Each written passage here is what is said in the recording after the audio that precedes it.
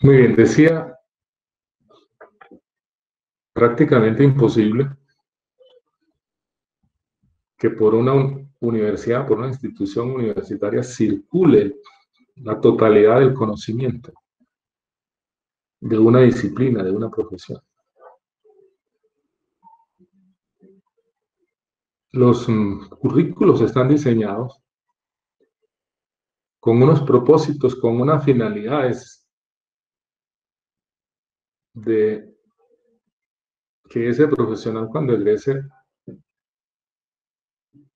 resulte equipado con unas competencias, con unos conocimientos, habilidades, valores, actitudes que lo habiliten para poder ejecutar con solvencia, con proficiencia, las actividades propias de su profesión.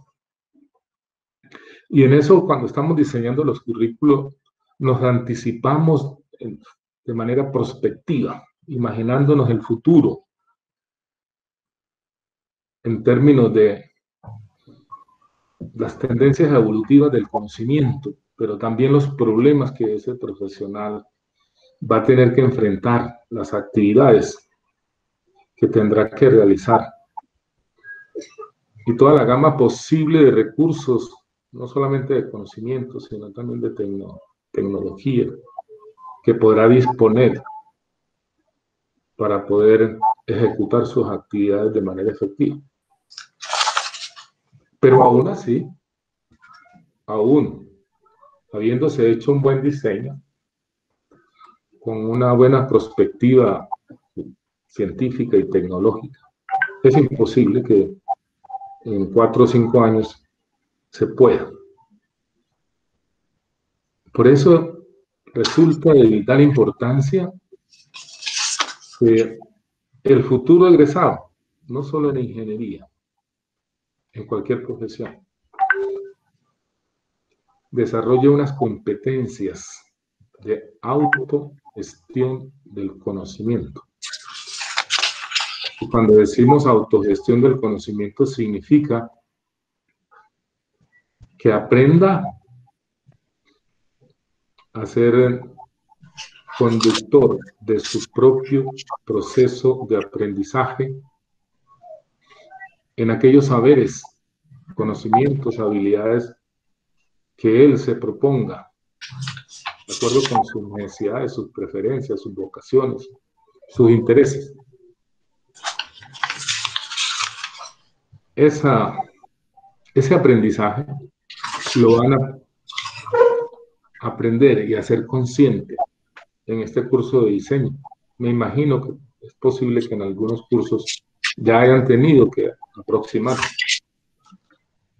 a hacer autogestión del conocimiento, a tener autonomía, independencia para definir qué quieren aprender, cómo lo van a aprender, con qué recursos, cuándo, dónde, hasta dónde. Tener eso nos permite aprender lo que queramos.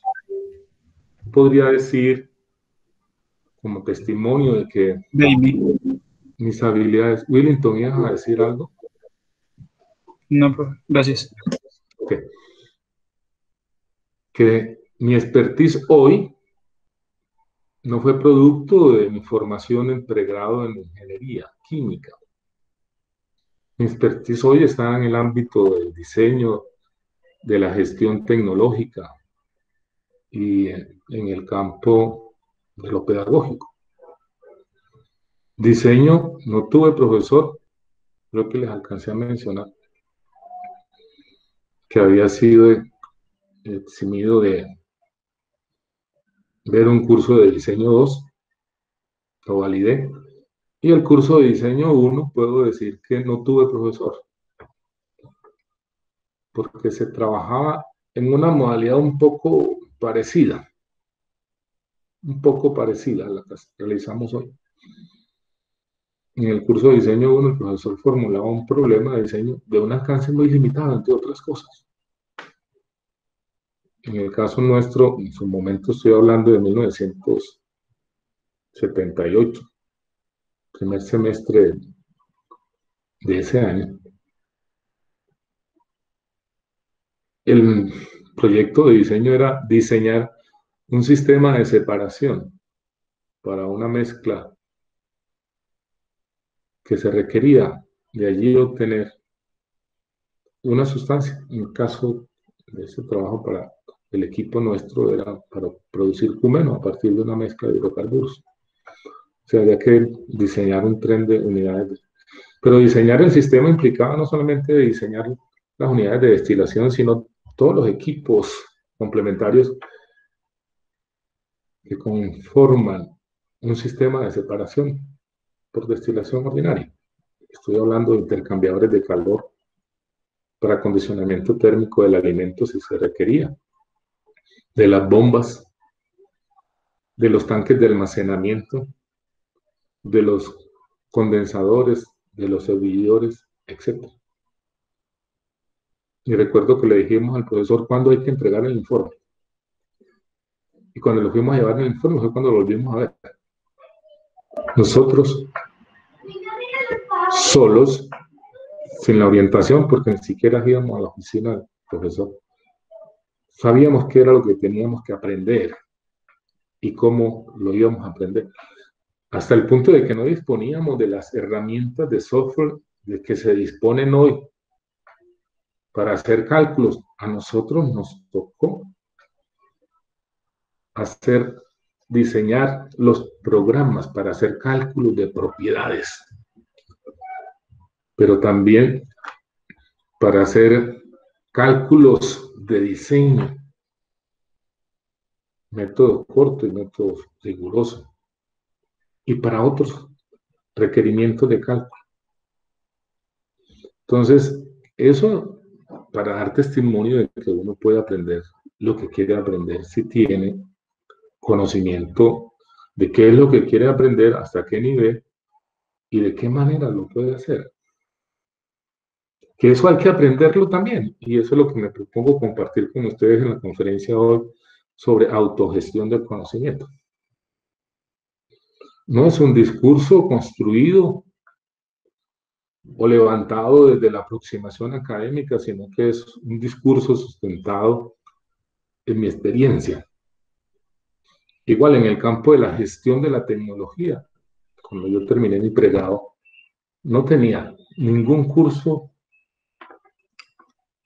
del área administrativa, ni siquiera teníamos un curso de introducción a la economía.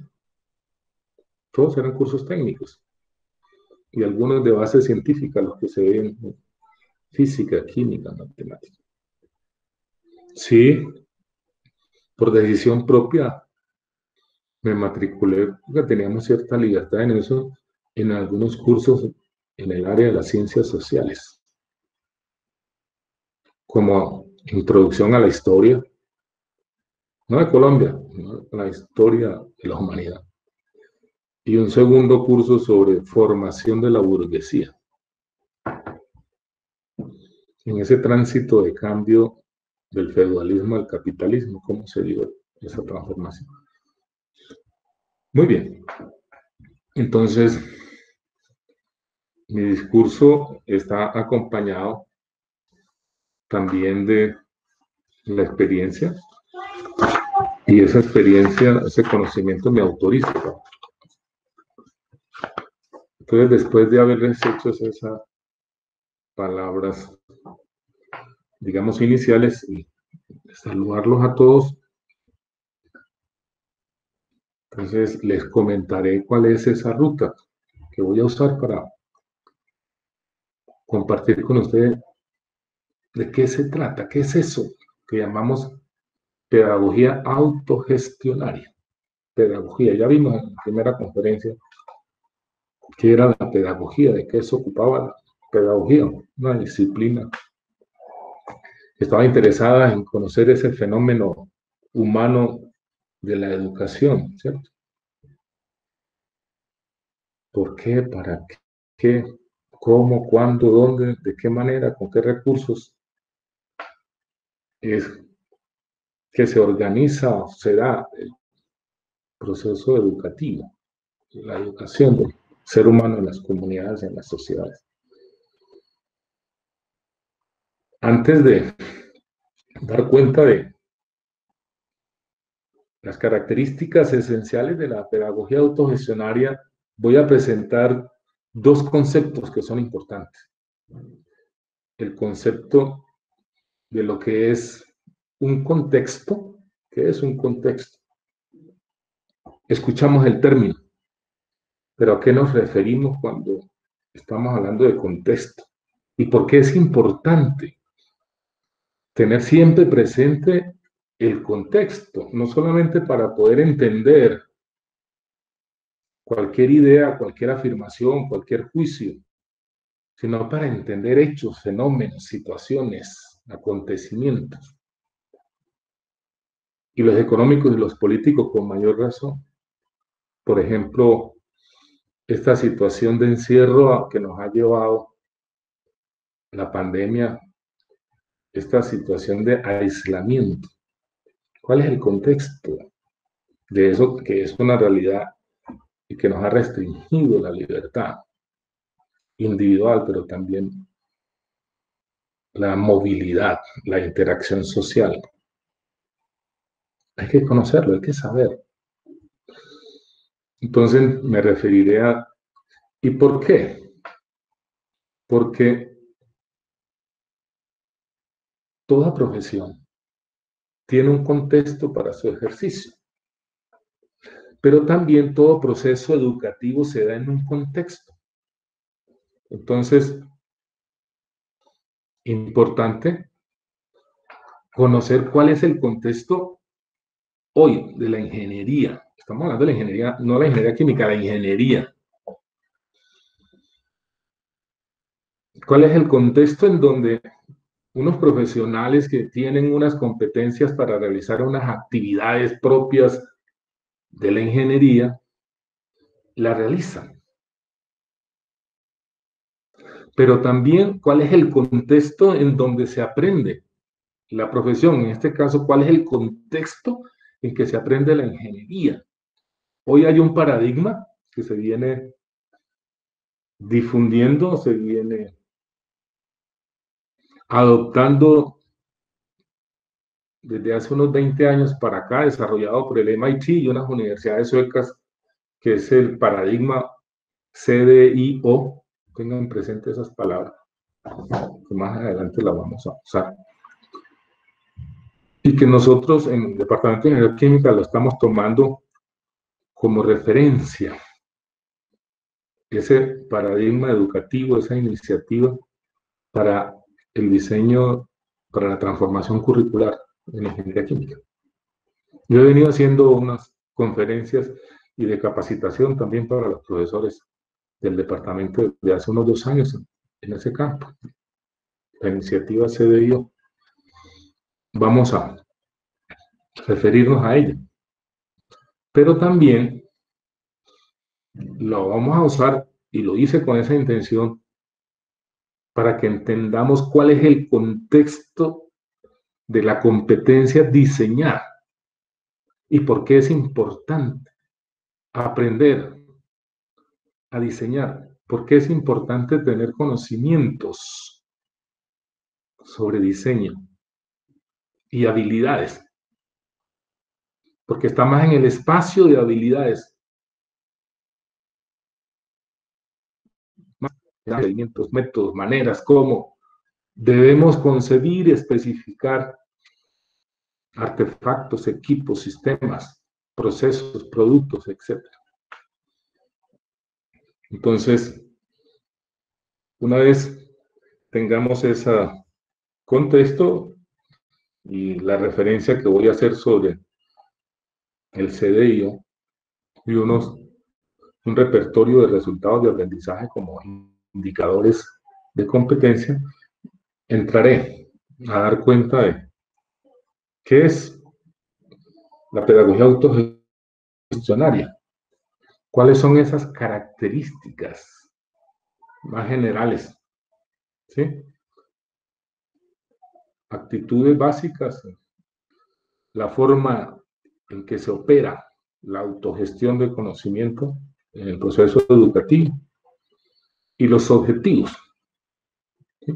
¿Qué objetivos son los que se proponen con una pedagogía autogestionaria, vamos a ver, que trascienden más allá de simplemente transmitir conocimiento,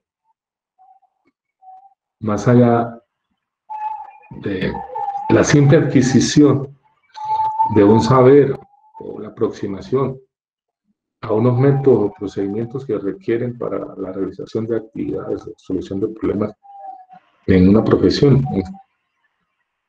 Pero también, además de esas características generales, me voy a centrar en 3 actitudes básicas que se requieren para, por un lado, crecer en conocimiento y por otro lado, actitudes básicas que ustedes van a tener que desplegar en su interacción dentro del grupo, el equipo de aprendizaje en donde van a aprender diseño. 3 actitudes que son importantes. La actitud dialógica, la actitud frente a la verdad y la actitud crítica. Nos vamos a ocupar de qué son esas actitudes. Y cuando hablamos de actitudes, nos estamos refiriendo a una disposición o a una predisposición de actuar de cierta manera, porque consideramos que es valiosa, que es beneficiosa, que nos produce, nos genera beneficio. Y en particular para el aprendizaje cooperativo, porque además los seres humanos no aprendemos en soledad. Nosotros aprendemos dentro de un colectivo social, aprendemos en la familia, aprendemos en el barrio, aprendemos en la unidad donde llevamos, en el pueblo y en todos los espacios sociales donde nosotros nos movemos. Estamos viviendo experiencias que nos sirven para aprender y adquirir unas capacidades que nos permitan tener un mejor desempeño en todos los espacios sociales en donde nosotros vamos a interactuar, que no se reduce exclusivamente al espacio de trabajo en una empresa para resolver el problema. Después de haber hecho esa presentación de esas actitudes, ¿cuál es la modalidad operativa? ¿Cómo es que va a operar? Proceso formal de enseñanza-aprendizaje que se sustente en esa pedagogía. Vamos a ver que se redefinen los roles. Escuchen lo que ya había mencionado. Los roles, que es lo que cada uno de esos actores principales, estudiante y tutor, guía, profesor, tienen que realizar para que ese estudiante logre el resultado de aprendizaje que se propone. ¿Y de qué manera, para referirnos a las estrategias didácticas, los estudiantes se enfrentan a los objetos de conocimiento?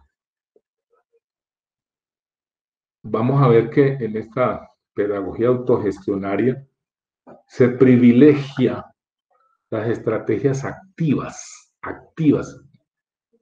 como las que desarrollamos en el curso de diseño, y especialmente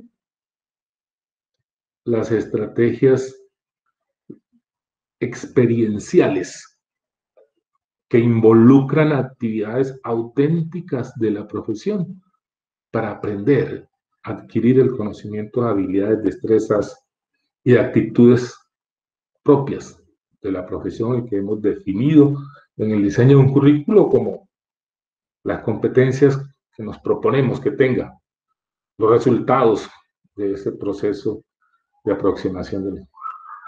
Después me ocuparé de dar cuenta de los objetivos que nos proponemos en una pedagogía autogestionaria, ya lo había mencionado. Nos centramos más en habilidades, desarrollo de habilidades y valores que le permitan al estudiante en principio ganar una cosa que es clave, que es la autonomía.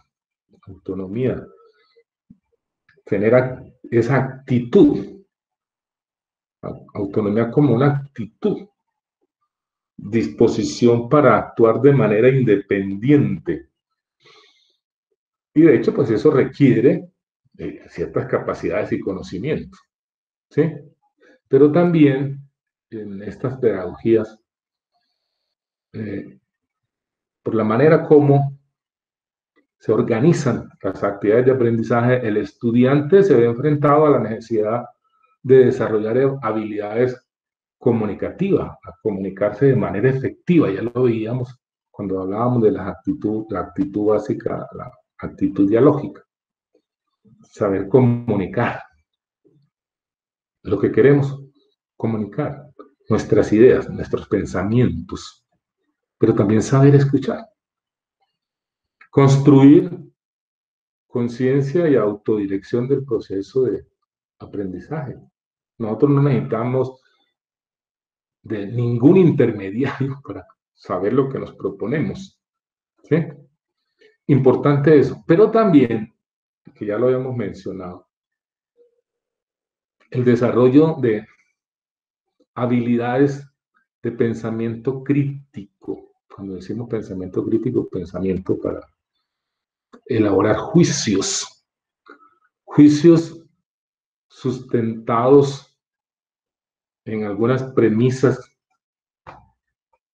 que han sido en cierta forma validadas, pero con razonamientos lógicos para tener garantía de que la conclusión o el juicio que producimos es válido, que no es porque lo dijo el personaje JM, para mencionar cualquier código, entonces es verdad.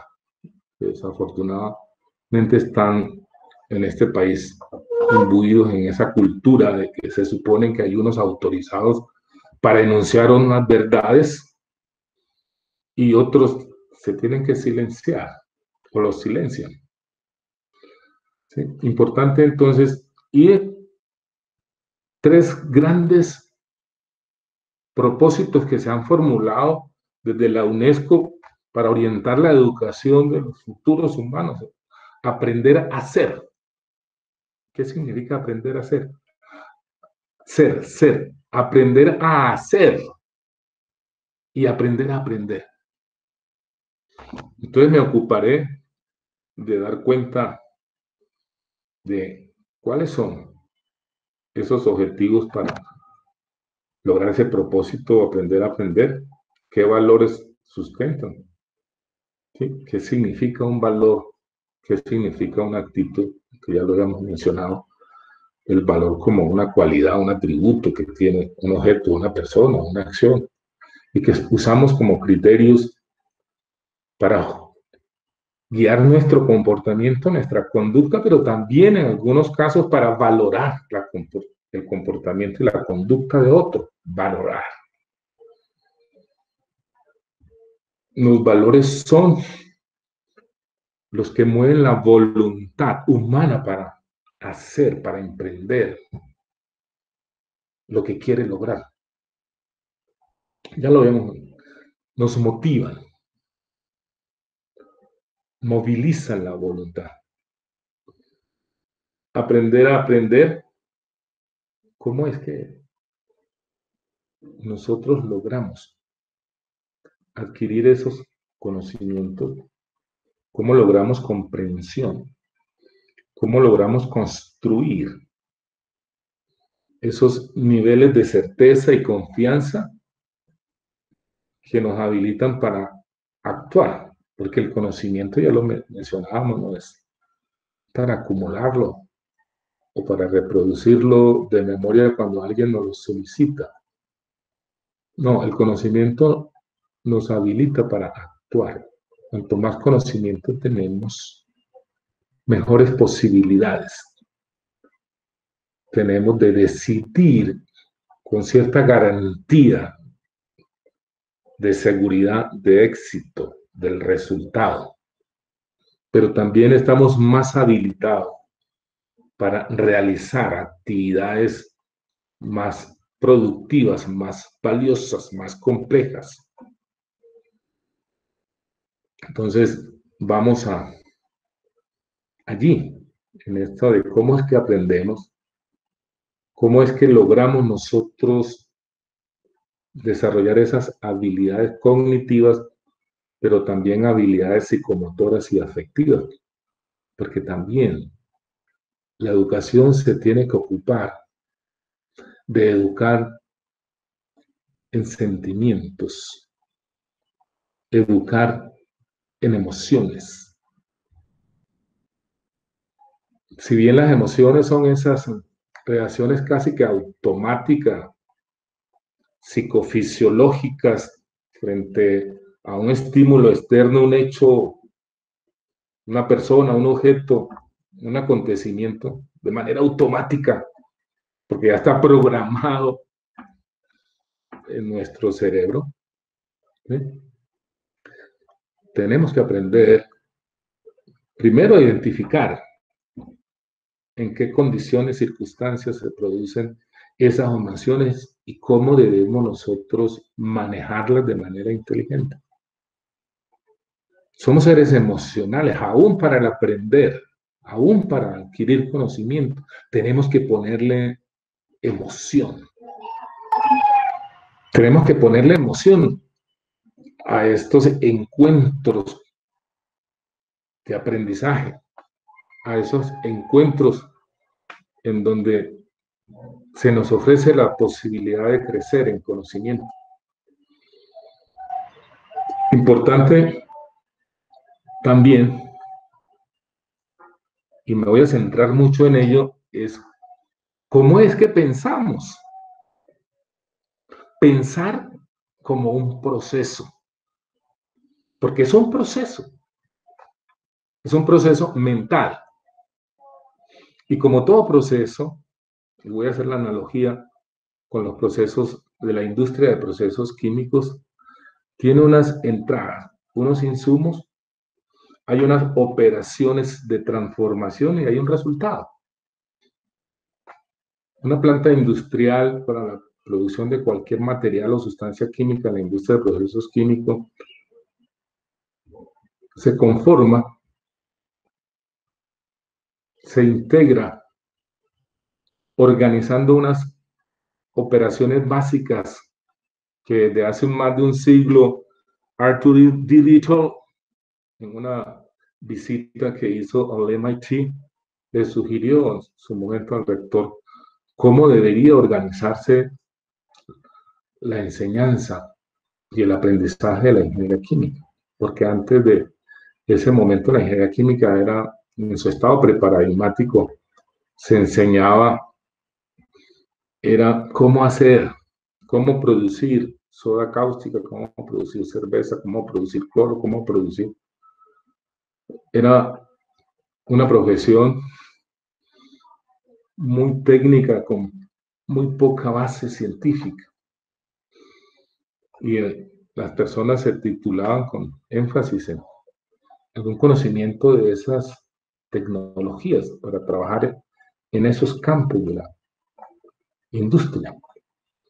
Fue este señor Arthur D. Little quien le dijo, claro que no fue el primero que habló de esas operaciones básicas de George Davis, ¿cierto? A finales del siglo XIX lo había sugerido en Inglaterra, que todos los procesos industriales en la industria de procesos químicos están conformados por unas unidades básicas, una especie de ladrillo con las cuales se construye la arquitectura de esos procesos, que le llamaron operaciones básicas, pero este señor le llamó operaciones unitarias. Pues, operaciones unitarias para significar que un proceso se podía descomponer en unas unidades de transformación más simples y sencillas, de acuerdo con la función que se tenía, que se quería que se hiciera en la corriente de proceso. Y ustedes ven hoy cómo la ingeniería química está organizada a nivel mundial alrededor de el estudio y el conocimiento de las operaciones unitarias. cuáles son las leyes, los principios científicos que gobiernan los fenómenos que se presentan allí. Y entonces se estudian la profesión, los fenómenos, los procesos, las tecnologías, independiente del proceso específico, de qué es lo que se está produciendo. Y por allá, alrededor de los años 30 del siglo pasado, entonces se consideró que dentro de ese conjunto de operaciones básicas había unas cuya función era transformar la identidad química de la sustancia. Entonces se acuñó el concepto de procesos básicos y se dejó para operaciones unitarias solo aquellas transformaciones que modificaban atributos, propiedades físicas de la materia, como contenido energético, presión, temperatura, estado de agregación, para mencionar. Si ustedes observan, ustedes hasta ahora lo que han estado estudiando son operaciones unitarias. Doy cuenta de esa analogía porque me sirve también como anticipatoria de la conferencia que vamos a hacer después cuando empecemos a introducir el diseño de procesos, cómo es que empezamos a establecer esa arquitectura, cuáles son las unidades que se necesitan y cómo están relacionadas para poder lograr la transformación de unas materias primas en el producto que nosotros necesitamos de acuerdo con unos requerimientos del mercado. Pues traigo a colación eso para hacer la analogía con el pensar. Pensar es un proceso también complejo, muy complejo. Y es desafortunado que el sistema educativo no se ocupe de que los estudiantes aprendan a pensar. Claro, esto tiene su razón. Es peligroso tener gente pensante.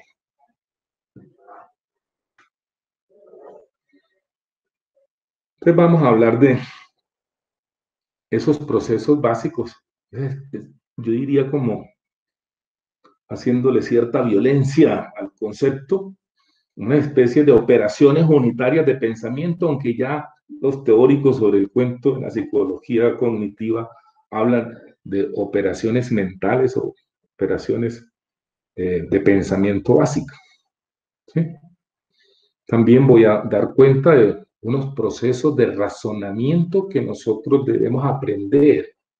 Razonamiento inductivo, razonamiento deductivo, razonamiento analógico, para mencionar tipos de razonamiento que debemos usar para generar conocimiento. Muchos los seres humanos lo usan de manera inconsciente, pero lo que nosotros debemos procurar en la formación de nuestros profesionales, y esa siempre ha sido una intención mía desde que empecé a trabajar en la universidad,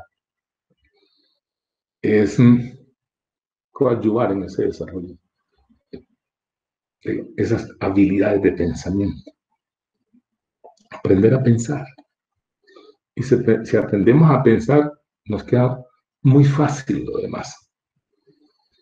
Y en particular, ¿qué tipo de pensamiento nos interesa? El pensamiento crítico y el pensamiento creativo, que sí lo necesitamos en este país para nuestros ingenieros. Y yo diría, no solamente para nuestros ingenieros, sino para resolver los problemas que tenemos en el país.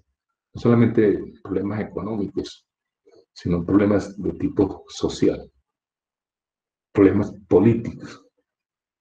Se necesita eso, que seamos creativos para poder resolver esas dificultades que nos están impidiendo construir un país moderno, un país donde quepamos todos, sin egoísmo, sin miseria, sin exclusiones, en donde las personas puedan tener la posibilidad,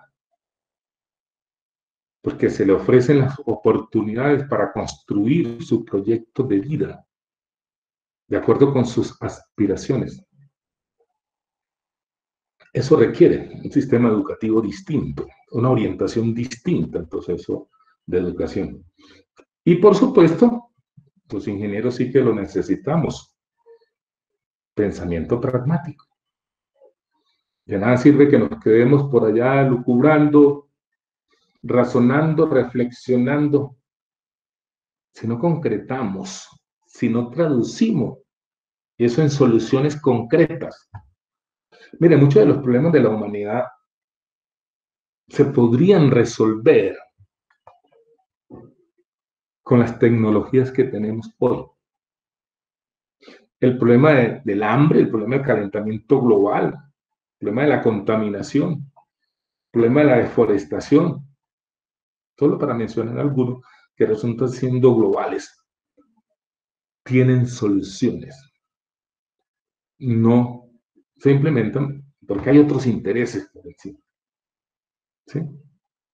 No es la dignidad del ser humano la que está orientando esas decisiones de cómo convivimos.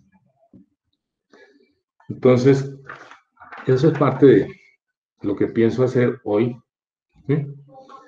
Y después me ocuparé por describir ya como proceso específico, como una especie de rutina de cómo debemos nosotros emprender un proceso de autogestión de conocimiento, que lo he acuñado en la palabra NORER, NORER, N-O-R-E-R. Acuérdense de esa palabra. Allí se condensa esa especie de sigla, lo que es el proceso de adquisición de autogestión de conocimiento, la N de necesidades, ¿sí?, de aprendizaje o de conocimiento, la O de los objetivos que yo me propongo de aprendizaje, la R de recursos que voy a usar para lograr esos objetivos, la E de la estrategia de cómo lo voy a hacer y la R del resultado. Y en ese resultado yo tengo que evaluar si logré lo que yo me propuse.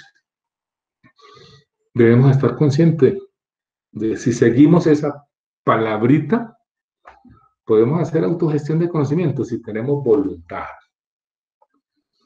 Y lo otro es los estilos de aprendizaje. No todos los seres humanos aprendemos de manera igual, ¿cierto? Y voy a presentar algunos modelos de aprendizaje individual de Kim. Podría hablar también de los modelos de aprendizaje organizacional, pero nos saldríamos del curso de lo que interesa esta charla que les estoy dando. O el modelo de aprendizaje de Code. Pero ¿saben una cosa? Me llamó la atención que un colega nuestro, Felder, ingeniero químico de la Universidad de Carolina del Norte, ha trabajado sobre el tema. Su esposa es una psicóloga y han investigado, estudiado específicamente cómo es que los estudiantes de ingeniería aprenden. Y ellos identificaron, voy a compartirles el modelo general, identificaron que se podían encontrar 32 estilos de aprendizaje diferentes para los estudiantes de ingeniería. Entonces ustedes se imaginan 32 estilos distintos, 32 formas distintas de conducir ese proceso de aprendizaje. Por eso a veces algunos alumnos, estudiantes, no entienden o no comprenden que el profesor no se puede multiplicar por 32, porque eso sería lo ideal. Por eso la forma más efectiva de lograr crecimiento más rápido es cuando tenemos tutores personalizados. Y eso muchos los han entendido. El tutor personalizado. Nosotros con cursos masivos, imagínate, y salen unos muchachos frustrados. ¿Por qué? Porque el profesor puede privilegiar uno de esos estilos. ¿Sí? Entonces, importante es, les recomiendo que busquen, si no han tenido posibilidad ya de conocer ese artículo de Felder, del profesor Felder. También ha escrito algunos libros que yo he usado para aprender sobre este cuento El artículo tiene su tiempo, pero tiene vigencia. Él tiene también un sitio en internet que ustedes podrían visitar como para que diagnosticaran cuál es el estilo de aprendizaje que tiene cada uno. El artículo es, escuchen, Learning and Teaching Styles. Learning and Teaching Styles. O sea, estilos de enseñanza-aprendizaje. Léanse. Y allí podrán identificar. Y por último, después de haberme concentrado mucho sobre el aprender, sobre el aprender a hacer, ¿sí? Como parte también de una pedagogía autogestionaria. ¿Qué objetivos? Fundamentalmente orientados hacia la solución de problemas. Y también en ese solución de problemas, aprender a solución de problemas, yo también he acuñado, yo soy muy dado a eso de las siglas, la palabra de PIR, para sintetizar allí lo que hay que hacer cuando nosotros queremos resolver un problema. La D de definir, la E de explorar, después lo vamos a mirar en detalle, la P de planear, la I de implementar y la R de reflexionar.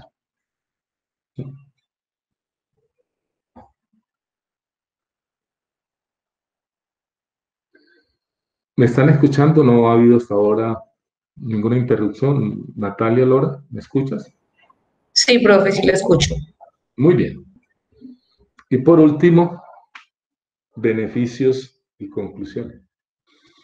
He hecho una síntesis que nos va a permitir, digamos, ahora en la presentación de las diapositivas, entender qué es lo que quería comunicarles.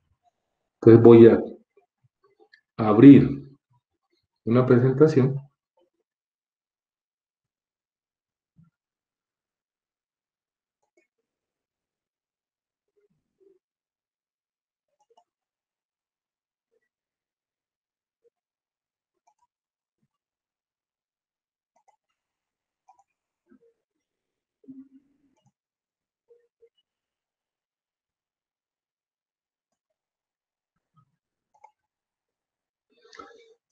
¿Están viendo la presentación? Sí, señor. Fabián Morales, si está por ahí, tan amable, nos lee esa frase de Bertrand Russell, filósofo y matemático, premio Nobel. ¿Me escuchó?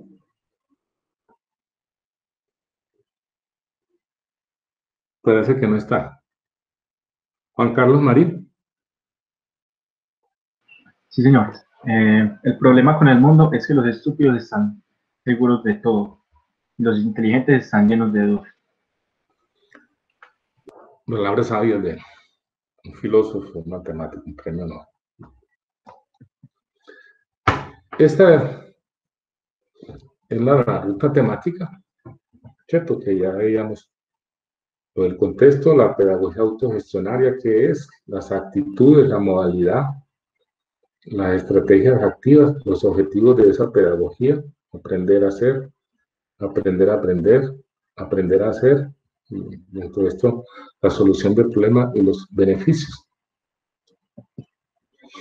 Lo primero que habíamos dicho era sobre el concepto de contexto, ¿sí? Y lo habíamos mencionado como un marco o un ambiente o un entorno en que se desarrollan o se dan o suceden hechos, fenómenos, actividades, procesos.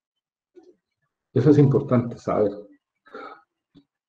Miren, cuando nosotros vamos a diseñar un proceso, tenemos que estudiar el contexto en todas sus dimensiones, porque ese contexto determina posibilidades, pero también establece restricciones y nos permite, en cierto sentido, especificar ese producto o ese bien o servicio que nosotros queremos generar, producir, comercializar. Hay que estudiar el contexto. Después vamos a ver que ese contexto tiene varias dimensiones. Una dimensión físico-natural, por supuesto. En las industrias tenemos que tenerlo en cuenta por el impacto.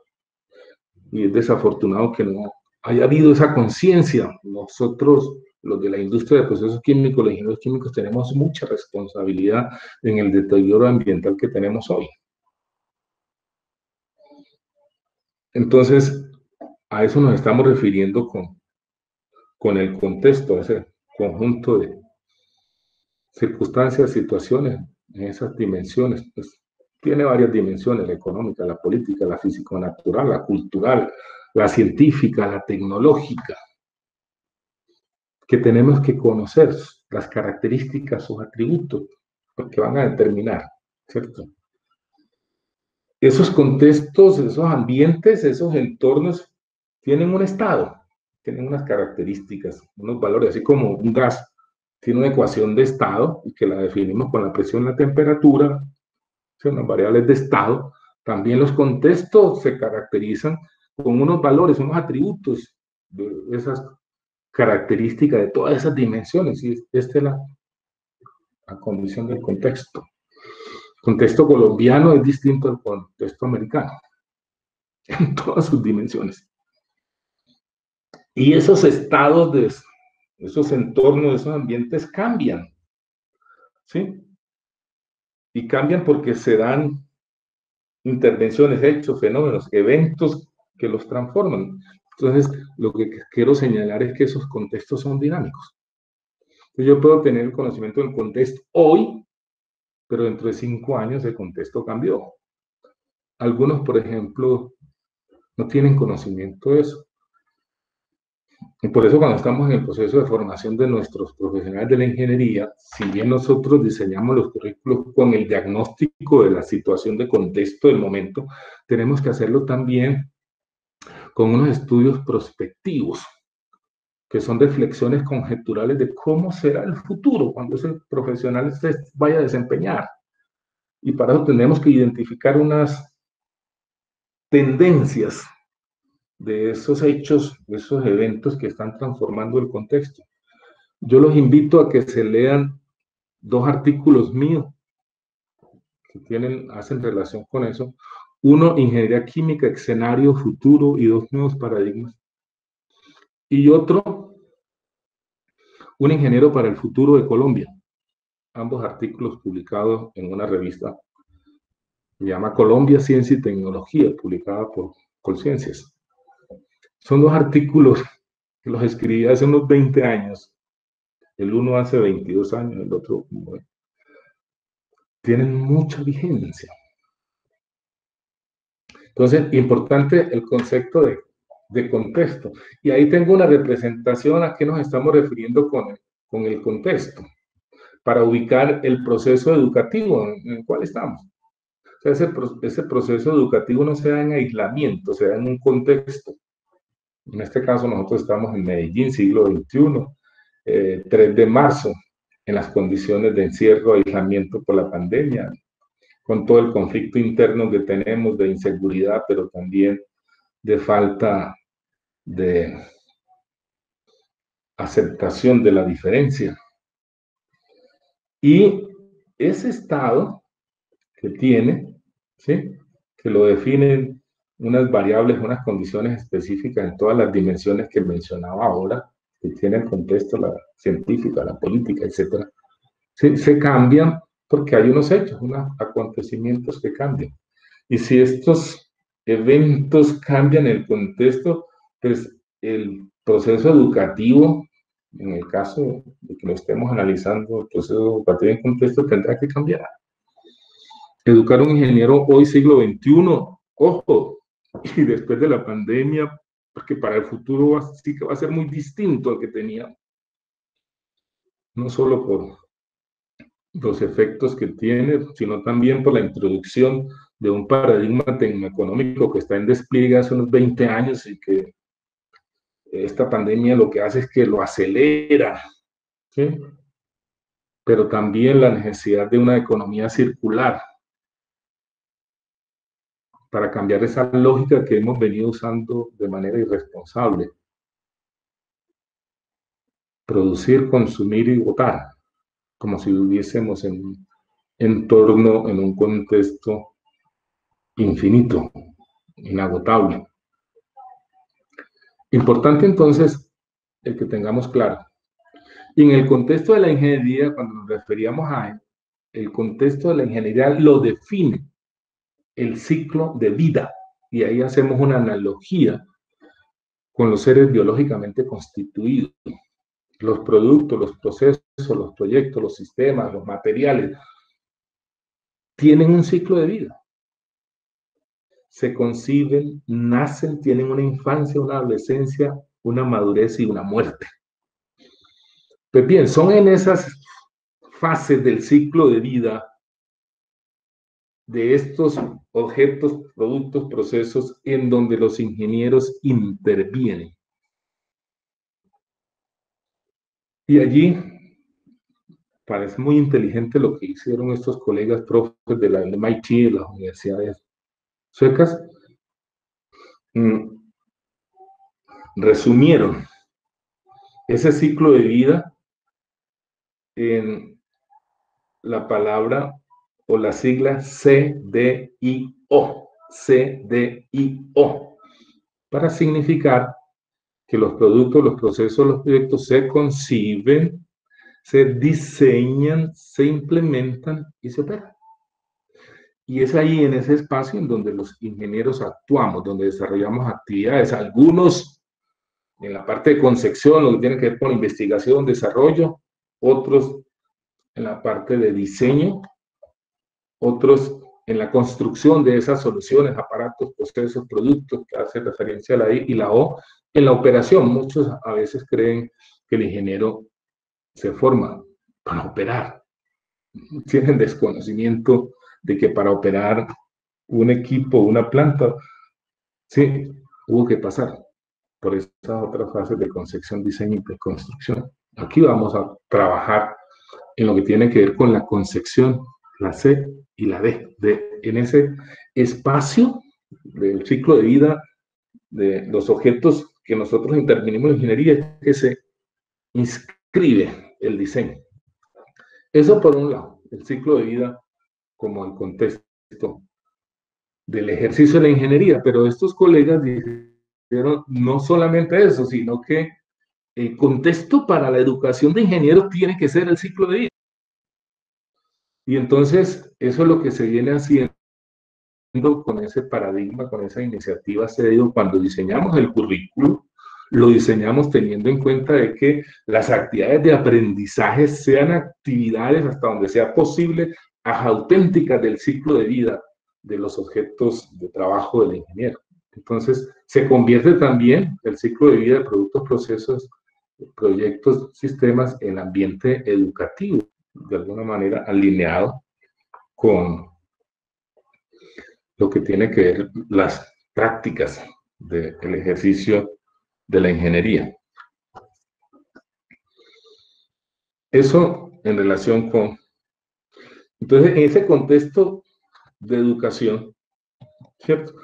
Nosotros tenemos que alinear, poner al estudiante a aprender conocimientos, habilidades y destreza de tal manera que logre ser, al salir, habilitado con las competencias para que sean ingenieros y para que puedan hacer ingeniería.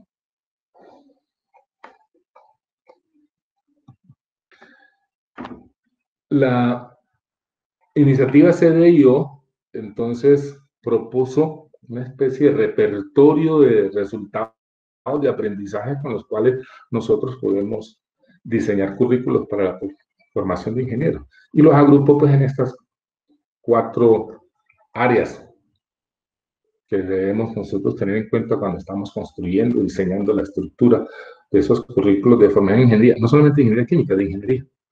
Ya les decía que en este momento en el mundo hay más de 150 instituciones que están haciendo uso de esta iniciativa. Conocimientos disciplinares y de razonamiento. O sea, los estudiantes tendrán que vivir experiencias de aprendizaje, ¿sí? sobre el saber, sobre el conocimiento. Pero también experiencias de aprendizaje, ¿sí? Para hacer habilidades y actitudes personales y profesionales. Y allí es donde aparecen las que he mencionado: razonamiento analítico, solución de problemas, experimentación, investigación, pensamiento crítico, etcétera, ¿sí? Como parte de los resultados de aprendizaje que se tienen que tener en cuenta para poder definir las experiencias de aprendizaje. Pero también, miren, esta otra, aprender a vivir juntos, que tiene que ver con habilidades interpersonales, y ahí aparece entonces el trabajo en equipo y comunicación, habilidades relacionadas, trabajo en equipo, la comunicación, y en particular, comunicación en una lengua extranjera. Y esta, que es el cuarto, tiene que ver con el aprender a hacer. ¿Sí? Aprender a hacer, aprender a hacer. ¿Sí? Y ahí es donde se especifican de manera concreta las competencias CDIO: concebir, diseñar, implementar y operar. ¿Por qué? Lo que se pretende es que los profesionales de ingeniería estén habilitados, conozcan el proceso de innovación, porque son ellos los involucrados, actores excepcionales de los procesos de innovación en las organizaciones, en la empresa. Y para poder aprender esto, pues tenemos que diseñar oportunidades de aprendizaje en donde ellos tengan conocimiento del contexto, lo que mencionaba ahora, el externo en todas las dimensiones: la social, la ambiental, la científica, la tecnológica, la económica, pero también el contexto específico de las empresas y de los negocios. Hay que tener conocimiento de qué es ese sistema sociotécnico que llamamos empresa, y ya las específicas de cómo es que se conciben, cómo se diseña, se opera, se implementa, ¿cierto? Cómo hacemos emprendimientos, ¿sí? Y cómo logramos desarrollar ciertas habilidades de liderazgo. ¿Sí? Eso es importante que lo tengamos presente, porque en el curso de diseño hemos tenido en cuenta esas recomendaciones, ¿sí?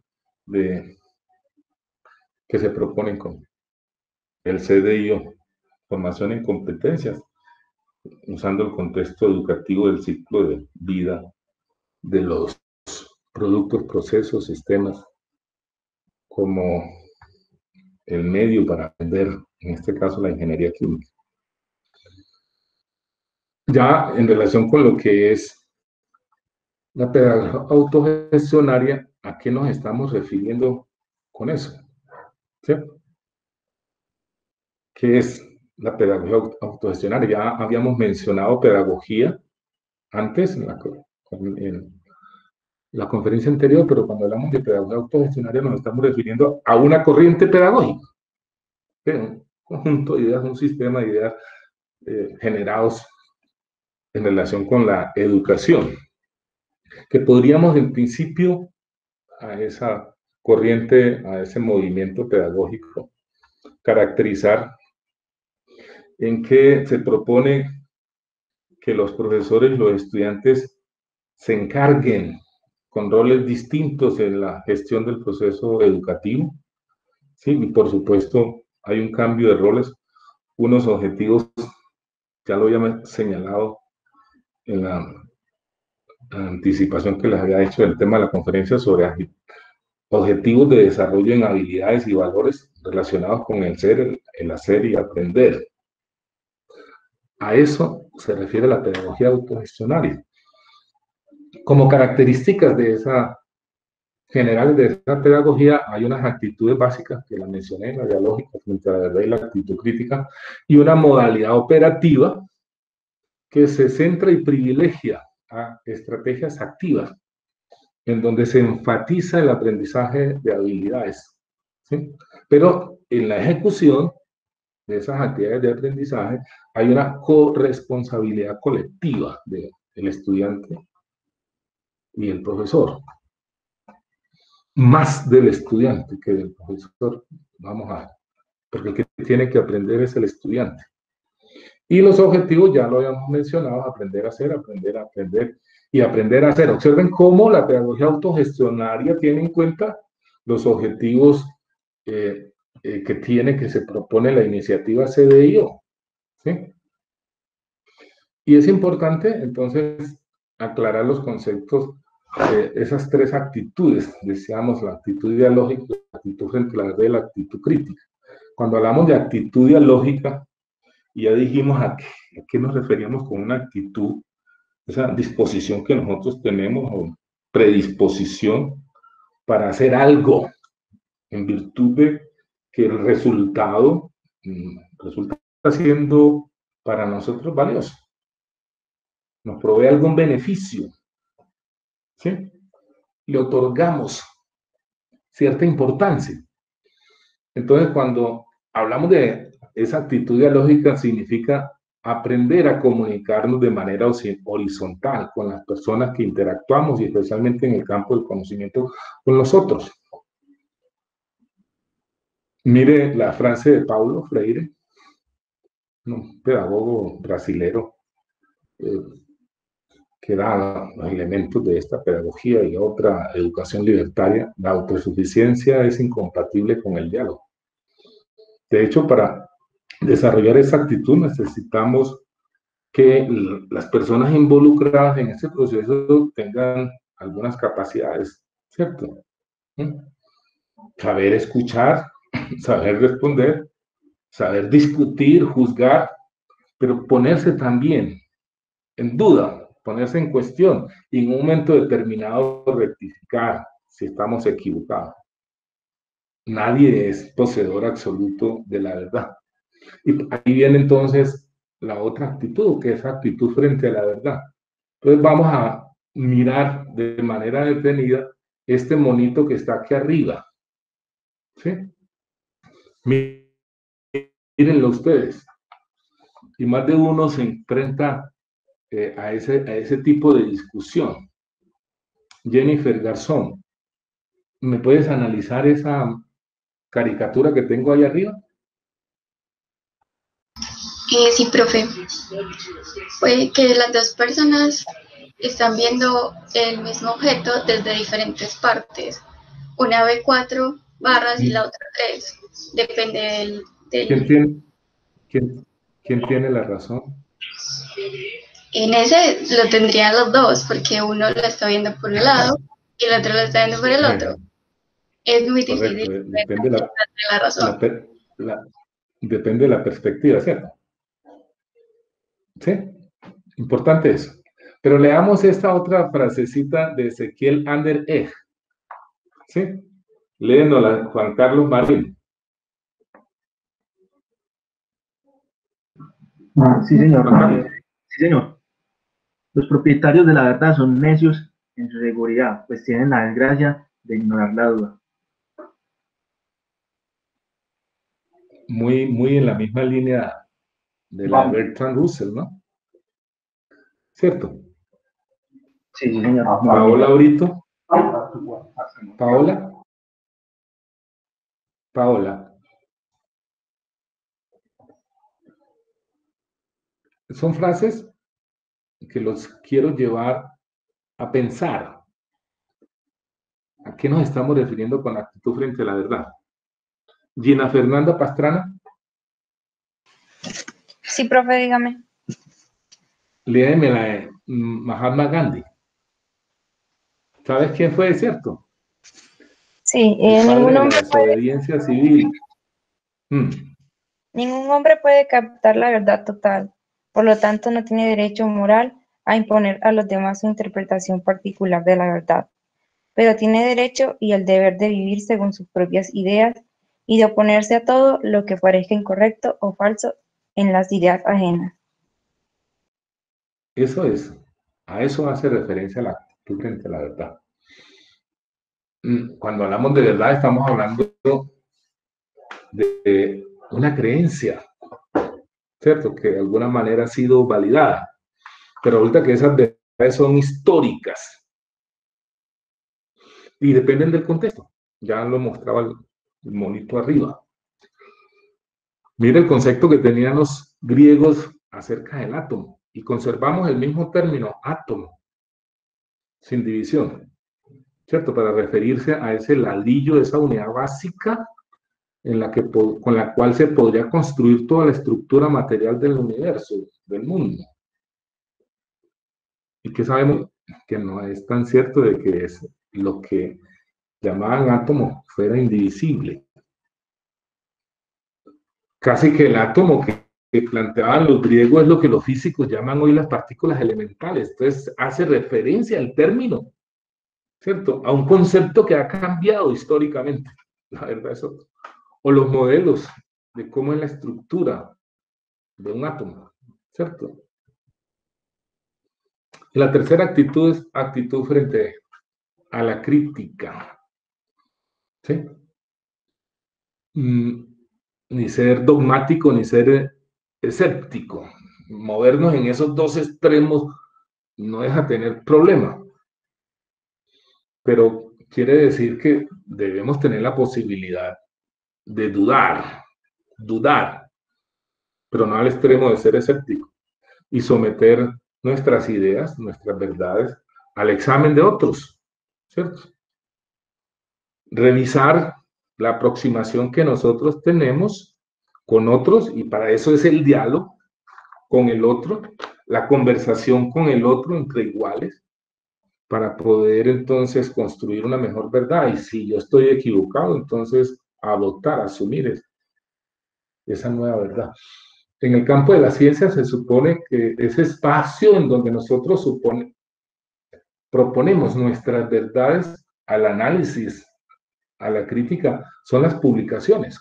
Cuando uno publica un artículo, lo que está diciéndole es a la comunidad de conocimiento en ese campo, mire, esto es lo que yo pienso y lo pienso, he llegado a esas afirmaciones, a esas verdades, a esas ideas, a partir de, con base en.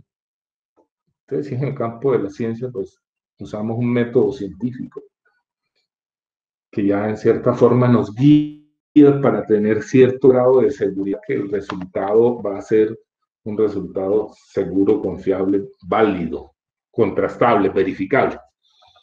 Lo otro de la pedagogía autogestionaria es lo de la modalidad operativa, ¿cierto? ¿A qué nos estábamos refiriendo con la modalidad operativa? La manera como, la forma como, digamos, se van a desarrollar esas actividades de aprendizaje. ¿Sí? ¿Cómo lo pensamos hacer? ¿Sí? Lo primero es que hay que cambiar los roles que tienen el profesor y el estudiante, y hay que hacer una ruptura con el proceso de enseñanza-aprendizaje tradicional, ¿cierto? En donde se partía del presupuesto de que hay un profesor que informa, es el suministrador, el proveedor de información con un alumno oyente, hay un libro de texto y aula y una clase. ¿Sí? Esto está asociado con un modelo pedagógico que debe estar superado, pero que se mantiene de manera desafortunada. ¿Sí? En esta modalidad de la autogestión, ya decíamos que hay una corresponsabilidad en ese proceso de aprendizaje. Lo ideal sería llegar hasta el nivel en donde fuera el estudiante que seleccionara el material, después de que se definiera cuáles eran los propósitos, los resultados de aprendizaje, y definiera él la forma en que va a organizar sus experiencias de aprendizaje, y fuera él el que definiera cómo administrar los actos de aprendizaje, y fuera él el que definiera el sistema de evaluación. Pues eso requiere mucha madurez ética.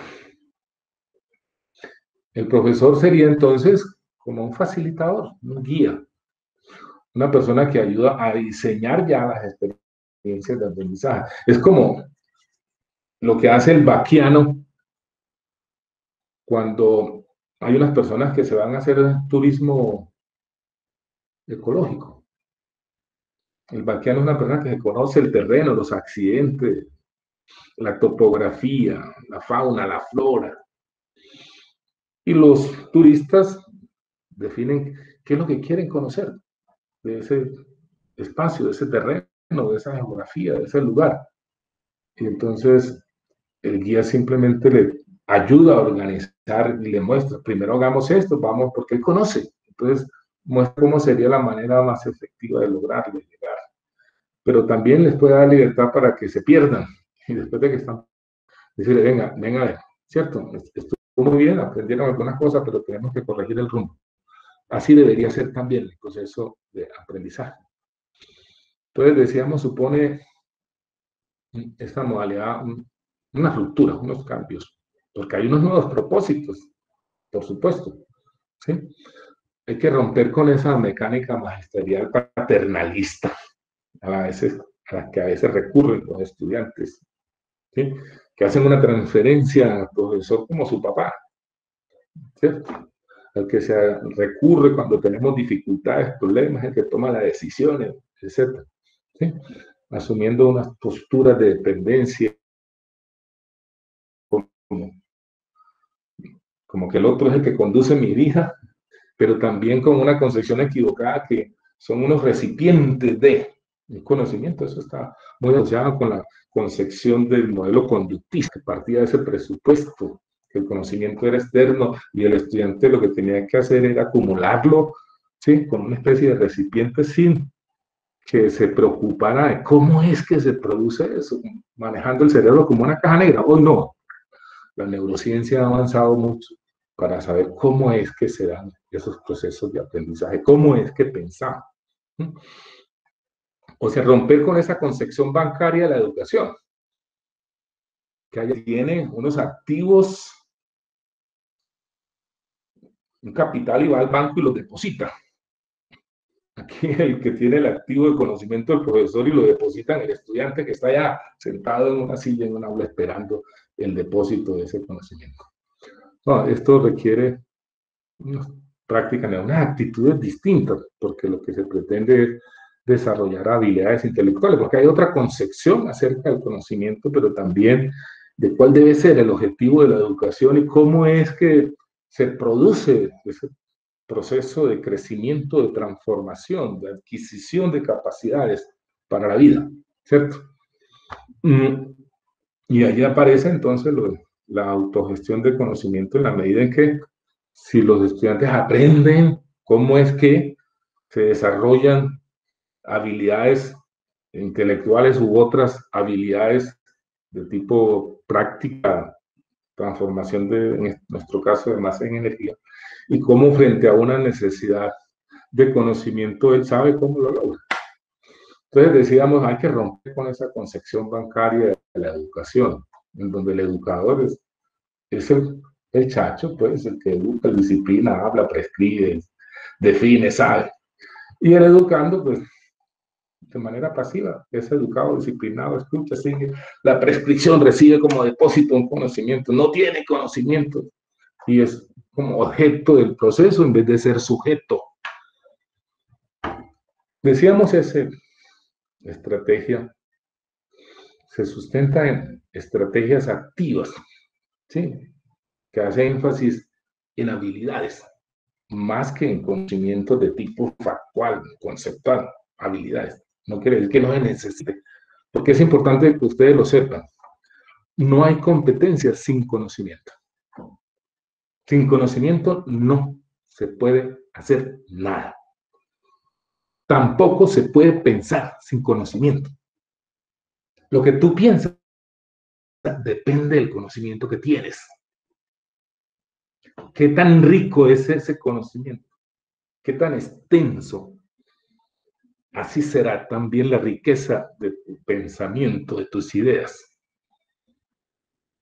Entonces, en esta pedagogía se privilegian estas actividades de aprendizaje en donde el estudiante, más que escuchar, escribir, observar, manipula, ¿sí? Ideas, manipula información, manipula aparatos, dispositivos, pero fundamentalmente está entrenado y se entrena para que use de manera consciente el proceso de pensamiento y llegue a los niveles superiores de habilidades de pensamiento que van a ser la evaluación y la síntesis en la dimensión cognitiva. Y por eso usamos en estas prácticas educativas sustentadas en estas pedagogías activas y en la pedagogía autogestionaria, roles, actividades en donde el estudiante simula. El profesor Felipe lo señalaba y así siempre le hemos presentado cuando presentamos el curso, a pesar de que el curso no usa la estrategia de simulación de roles, pero sí ponemos a los estudiantes a que se consideren en el proceso de aprendizaje del diseño como que son un equipo ad hoc que en una empresa les ha encomendado desarrollar el proyecto que se les asignó, bajo la tutoría, la supervisión del profesor. Por supuesto que las estrategias activas tienen unos beneficios superiores cuando los currículos, los procesos de formación están centrados en ella. Estas habilidades que hay acá, recordar, comprender, aplicar, analizar, crear, analizar, evaluar, ¿sí? Son habilidades de pensamiento básico y su nivel de complejidad aumenta en esta dirección. Ahora vamos a ver cuando veamos las operaciones básicas de pensamiento. Con las clases magistrales, escasamente los estudiantes podrán desarrollar estas habilidades de primer niveles, de niveles inferiores, de manejo de las operaciones de pensamiento. Mientras que con el aprender a hacer, el estar involucrado en actividades auténticas, ¿sí?, se pueden desarrollar habilidades superiores. Y mire cómo he señalado allí aprendizaje basado en proyecto, que nuestro curso permite que el estudiante logre desarrollar estos niveles de operaciones intelectuales o pensamiento, aplicar, analizar, crear, que es el máximo nivel, ¿cierto? O con la formulación de proyecto, producción de los informes técnicos que hace parte de... ¿sí? Observen entonces el valor que tienen esas actividades. En esta diapositiva quiero mostrar la diferencia entre lo que son los conocimientos y lo que son los procesos cognitivos que se organizan con estas operaciones básicas. Estas serían como las operaciones unitarias para los procesos de pensamiento, en este caso para los procesos cognitivos, recordar, entender, aplicar, analizar, evaluar, y este es el máximo nivel. Con este nivel es donde nosotros logramos tener habilidades para ser creativos, para innovar, ¿cierto? En esta dirección crece. En esta dirección crece el nivel del proceso de pensamiento. Con ella nosotros combinamos y realizamos ciertos procesos cognitivos.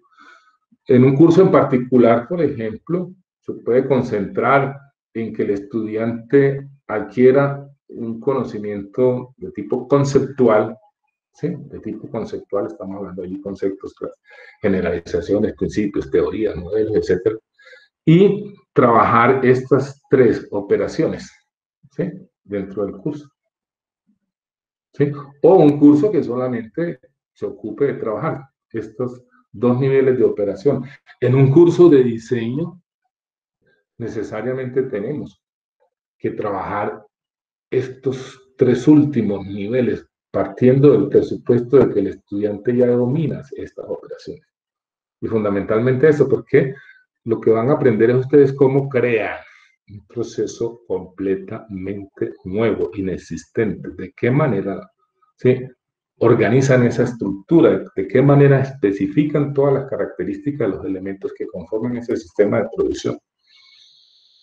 El desarrollo de estos procesos, esas operaciones básicas con las cuales se dan los procesos de pensamiento, le permite al estudiante, pues, de hecho, realizar, ¿sí?, desarrollar estas habilidades, interpretar, organizar, transformar información, conocer, formular generalizaciones, tomar decisiones, resolver problemas, aprender. Y mire lo que lo tengo aquí: pensar, ¿cierto? Decíamos entonces que los objetivos de la pedagogía autogestionaria estaban más orientados al desarrollo de habilidades competencias, valores, actitudes, que conocimientos específicos. Y en particular, estaríamos hablando de trabajar en equipo, comunicarse efectivamente. Y estas tres que ya había mencionado, ahora nos vamos a centrar en detalle. Y en particular, que los estudiantes construyan conciencia, capacidad de decisión y autodirección en su filosofía y proyecto de vida. Es lo que le va a permitir tener autonomía, tener pensamiento crítico, creativo, ser reflexivos. Empecemos con el primer objetivo de la pedagogía autogestionaria. La imagen ya nos sugiere, sí, yo trato de ilustrar mis diapositivas con una imagen sugestiva e informativa. Girleni Oliva Suárez, ¿escuchas? Sí, señor. Buenas tardes. No está. Ok. Sí, pero me escucha. ¿Qué te sugiere? ¿Verdad? ¿Qué te sugiere esa imagen? ¿Qué te sugiere esa imagen y esa actitud de esa joven? Pues está como libre, pues está aprendiendo, estamos hablando de cómo aprender y asumir como una concepción de lo que nos rodea, del mundo, de cómo aceptarme yo en mi personalidad y pensar por mí mismo, pues es como libertad lo que... ¿Te sugiere? Sí, señor. Esos brazos abiertos y esa mirada hacia arriba, sugestiva, ¿no? Y ese espacio abierto como sin ataduras. Así es. Ok. Entonces, mira, ¿qué nos proponemos con el aprender a ser? Ser, adquirir esas habilidades, esa construcción de tu yo, ¿cierto? Para que te hagas responsable de tu propia vida. Aprender a asumir una personalidad con tu propia escala de valores.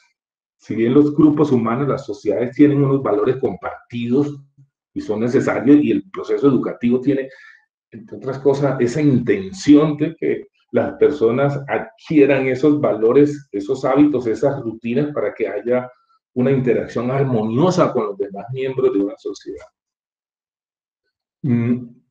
Cada uno construye. Ahora, ¿de qué depende si yo me salgo de esa escala de valores o esos valores que son los, digamos, ampliamente asociados? Pues voy a tener conflictos en mis interacciones, en mis relaciones sociales. Aprender a asumir una concepción del mundo y actuar en consonancia con él. No tenemos que ser coherentes. ¿Sí? Tenemos que ser coherentes, que nuestro discurso se vea, se confirme en la acción, pero no sino que analicemos a unos personajes muy conocidos en nuestro país, que son ofensivas. El discurso del político, mentiroso, estafador, promete, y cuando ejerce te das cuenta que niega todo lo que prometió. Se tiene que ser muy ruin, muy miserable, para que una persona abuse así de la confianza, de la ingenuidad de unos electores. Aprender a ser independiente, tolerante, solidario y demócrata. Y eso sí que nos hace falta.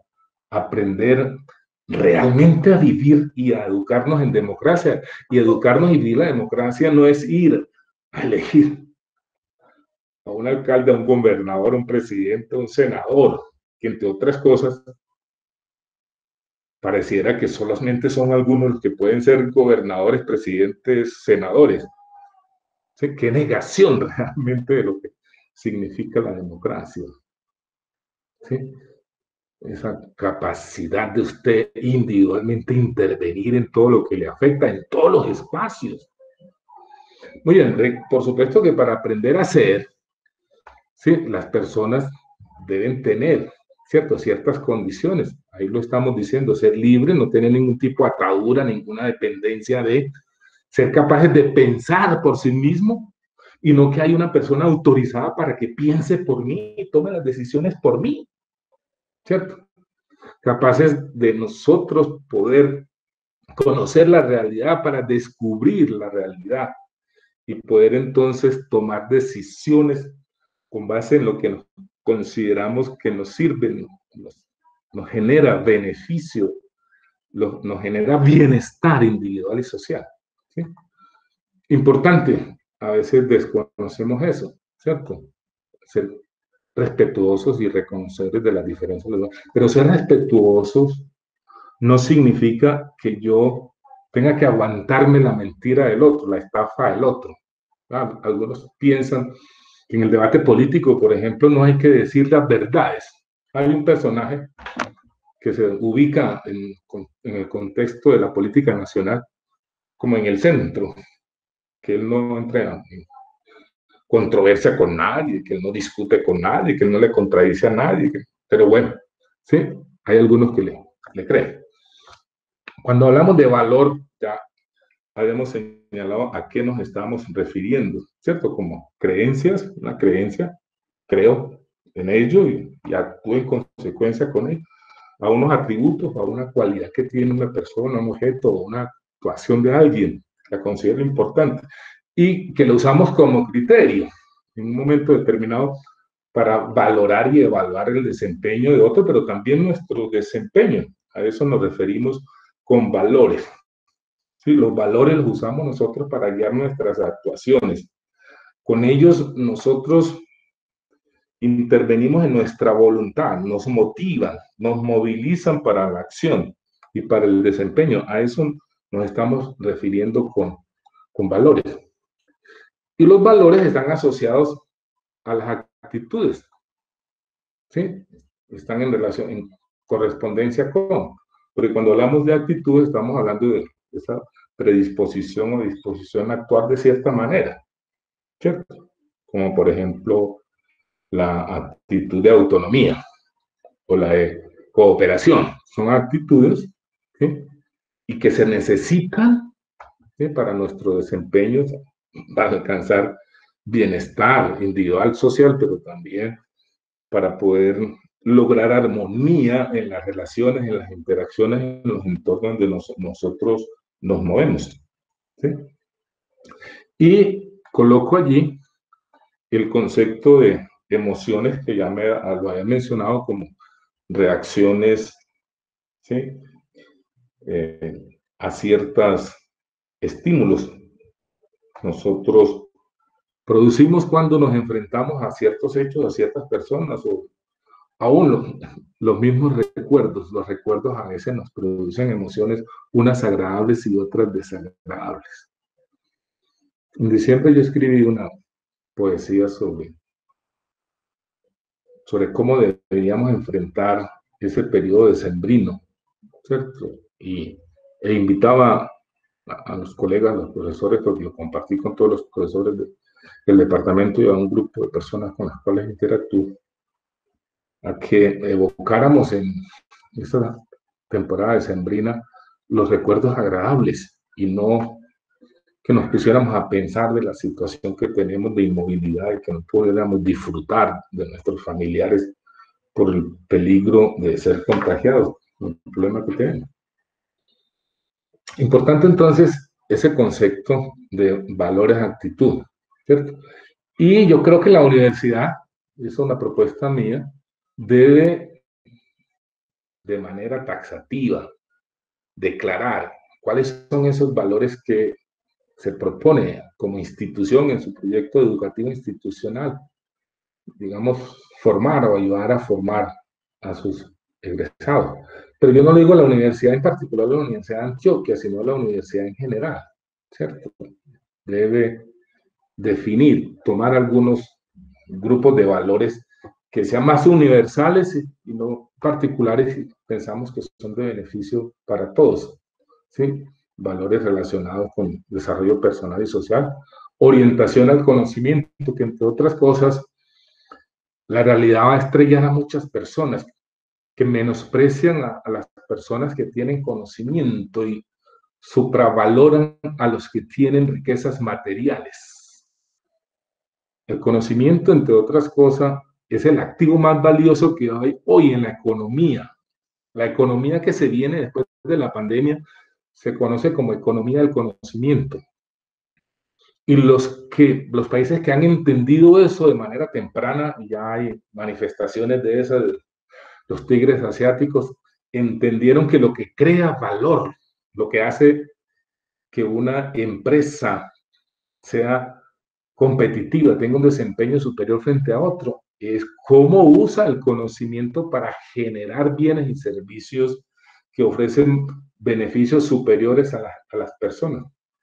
Que el conocimiento es un activo diferente a otros, como los recursos naturales, porque la gente tiene la falsa idea que es que nosotros somos muy ricos. Mire, ya Cerrejón se acabó, no va más el carbón y no va a ir más el petróleo. No podemos seguir contaminando esta tierra. Aunque algunos ya tienen proyectos de irse para Marte, ¿cierto? Después de que arruinen lo que tenemos aquí. Responsabilidad social y ética. Pero hay un repertorio de valores que pueden orientar nuestras vidas, ¿cierto? El conocimiento como valor, la justicia, la equidad, la solidaridad, la convivencia armoniosa, la vida, algo desprestigiado, al punto de que cualquier persona hoy se atribuye la capacidad de eliminar al otro, por alguna razón, ¿cierto? Libertad, bien común, bienestar, desarrollo sostenible, etc. Esta es una frase que he tomado de un ex rector de la Universidad, Darío Valencia, que fue también gerente de empresas públicas, y él en su momento, hace unos 30 años o más, casi 40 años, propuso un modelo de universidad interesante, ¿cierto? De allí, de su modelo, fue que tomé esa frase. Luis Fernando Flores Velázquez, ¿qué nos decía el profesor Darío Valencia? ¿Me escuchó?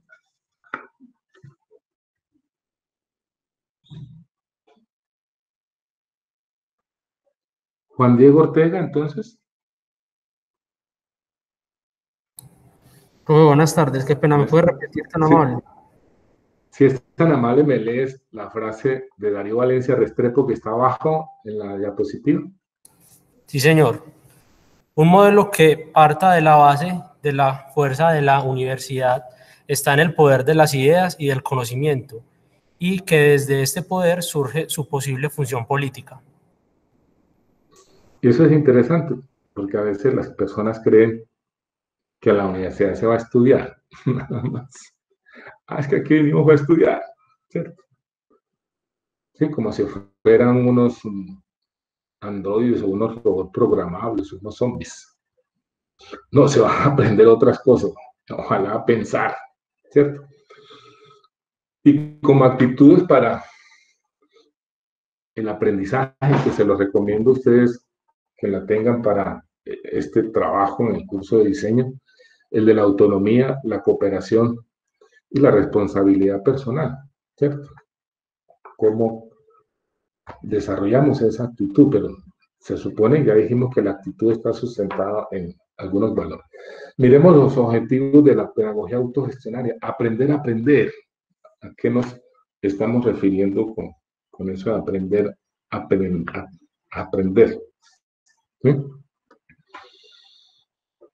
Aprender a conducir de manera autónoma nuestro propio proceso de aprendizaje, lo que nosotros queremos, teniendo conocimiento de cómo es que se aprende de ese proceso, ¿sí?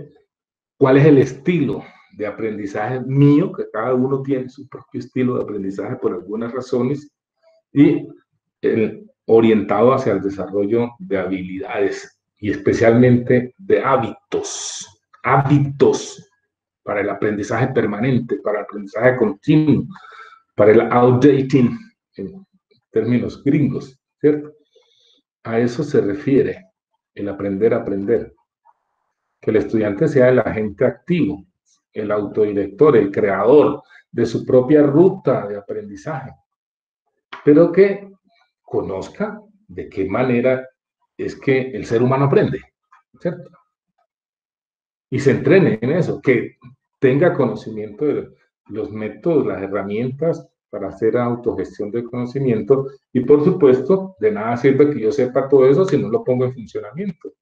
Sí, si no desarrollo hábitos para lograr los conocimientos que nosotros, ¿sí? Ese self-learning, digo yo, es uno de las competencias más valiosas que puede adquirir justamente una persona en formación. Y frente a los objetivos de aprendizaje, pues, ha sido estudiado, ¿sí? Bloom, por allá en la década de los 50, hizo una propuesta analítica de cuáles deberían ser esos objetivos y clasificó en 3 dominios: un dominio cognitivo, un dominio psicomotor y otro afectivo, ¿cierto? Me voy a centrar mucho en este, ya lo habíamos mencionado. Estos son como los niveles, ¿sí?, de crecimiento cognitivo, habilidades de pensamiento, ¿cierto?, en la dimensión cognitiva. Pero también miren que en la dimensión afectiva nosotros también podemos tener desempeños que dependen de esos niveles, ¿cierto? ¿Cómo respondemos frente a un fenómeno afectivo, una expresión de afecto o sentimiento? Si lo valoramos o no lo valoramos, y cómo lo internalizamos para poder actuar en consecuencia con eso. Y frente a ciertas actividades que son relacionadas con movimientos, con actividades psicomotoras, entonces igual, ¿cierto? ¿Cómo logramos nosotros internalizar ciertas destrezas físicas, ciertas destrezas mecánicas, hasta hacerlas automáticas, ¿cierto? Y aquí entonces donde quería llegar para compartir con ustedes acerca de lo que significa pensar ese proceso complejo que está constituido, como ya lo mencionaba, por unas operaciones intelectuales, las que recurrí para su presentación a una analogía con la estructura de una industria de procesos químicos, ¿cierto? Los procesos de pensamiento están conformados por esas unidades básicas, ¿sí? Esas operaciones intelectuales de naturaleza cognitiva y metacognitiva, ¿sí? Esas operaciones, procedimientos, así como una operación de transferencia de calor es un procedimiento para transferir energía de un punto a otro. En las operaciones cognitivas son procedimientos que sirven para generar o para aplicar conocimiento, ¿sí? Y las otras, las metacognitivas, que debemos apuntar hacia allá, tienen que ver con habilidades superiores para dirigir, controlar y evaluar nuestras actividades mentales, y especialmente nuestras actividades de pensamiento, la planeación, la supervisión y la evaluación de lo que estamos haciendo. Esas habilidades que se usan en todos los procesos mentales, todos los tenemos, pero lo que estoy planteando es que debemos conocerlos para hacer uso de ellos de manera consciente, que yo intervenga.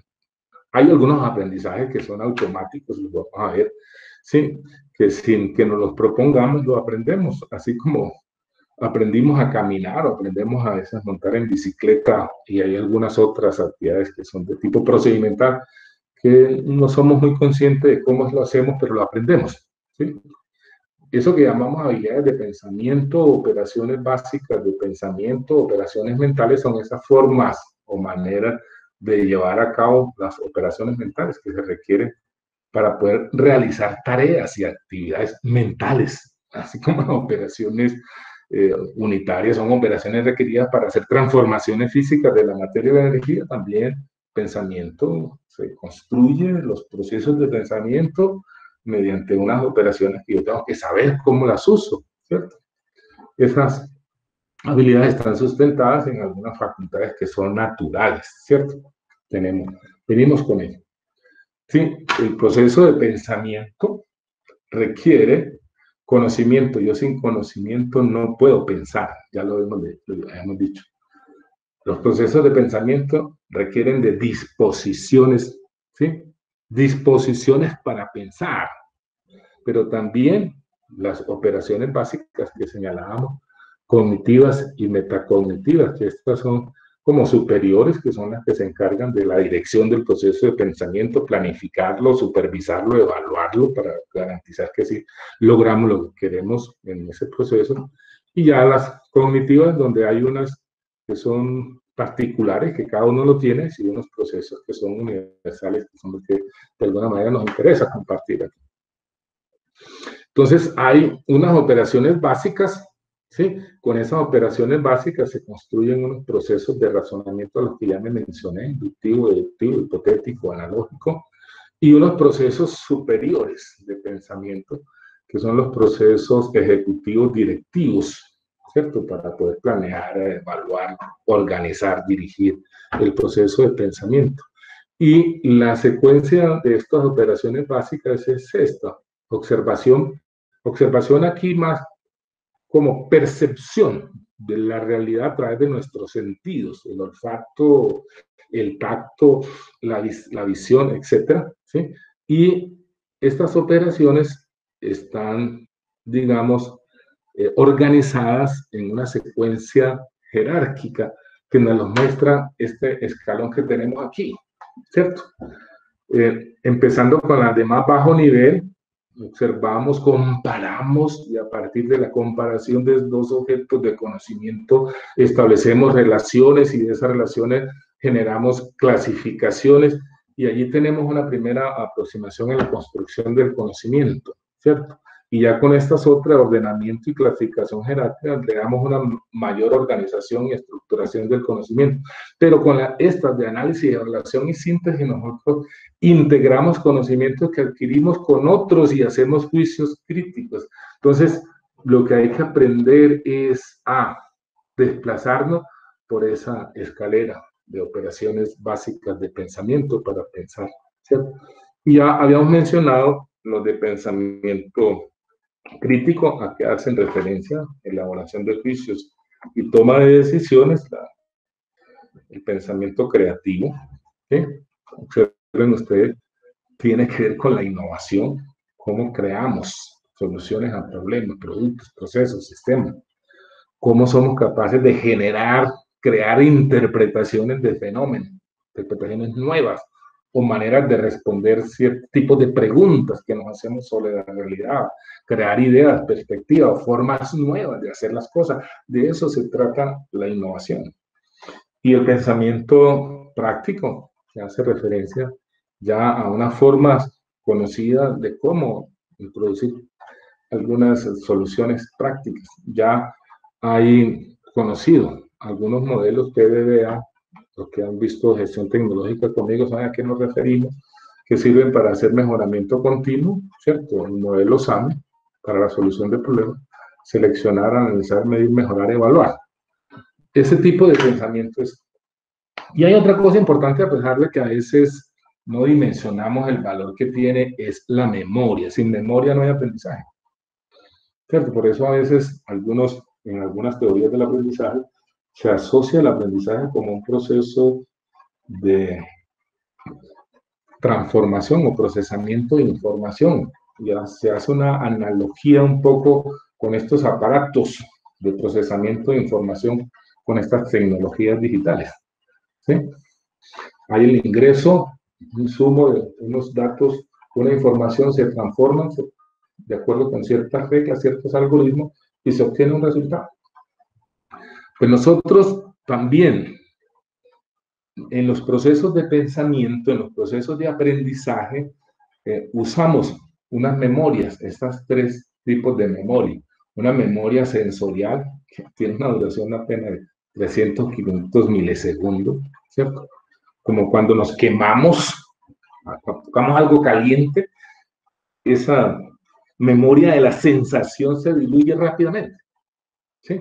Cuando nosotros le damos atención a algo que hemos percibido, ¿sí? del exterior, del entorno donde estamos, entonces lo llevamos a la memoria de corto plazo, que es la memoria de trabajo en los computadores, en donde se tiene una retención de 740 segundos, ¿cierto?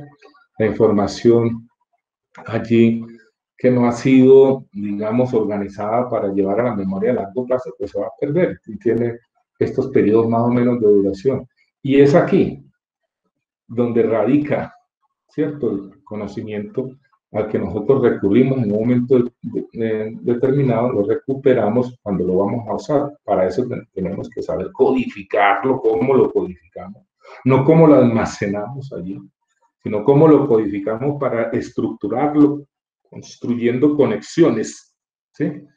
Y en esa memoria de largo plazo, pues hay dos tipos de memoria, una declarativa, aquí está más la que tiene que ver con conocimientos conceptuales, conocimientos fácticos, y estas otras memorias que las estamos usando de manera permanente, esta autobiográfica, de los episodios que hemos vivido desde que tenemos memoria, que fuimos niños, y casi que con detalle podemos contar.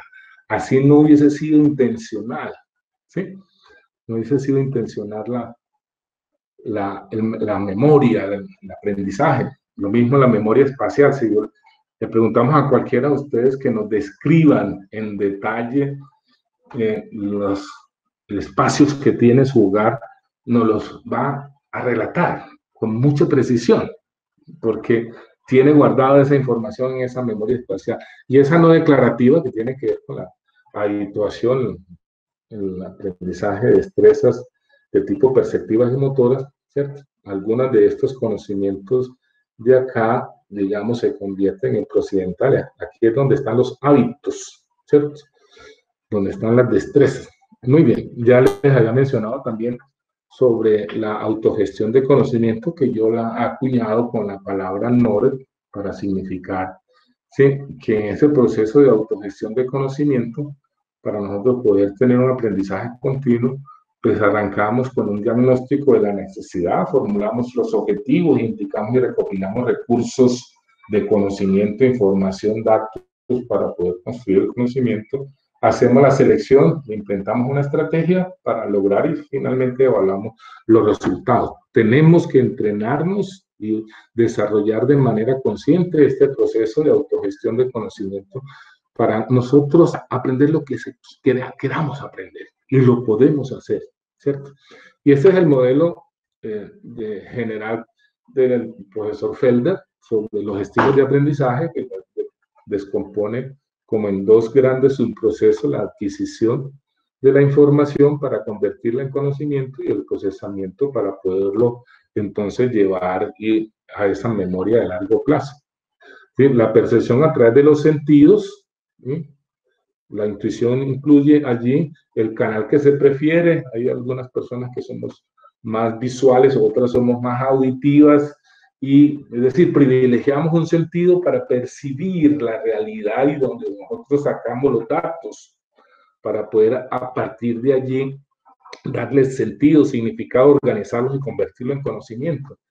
¿Y cómo procesamos eso para poder organizarlo y llevarlo a esa estructura mental? Pues depende, ¿sí? De allí, de esas combinaciones 5 elevado a la 2, es que sale lo de, perdón, 2 elevado a la 5 es que sale lo de los 32 estilos de aprendizaje.